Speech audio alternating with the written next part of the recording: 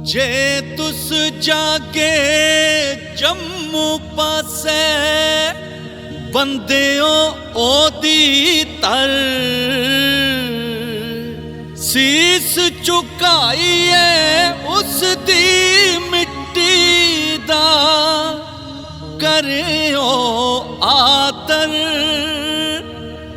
लौआ ने इसी तर तर कर दे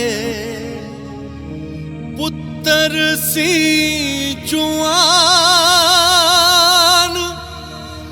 ताइए खुआंदा मेशा गे जो देंदा कर।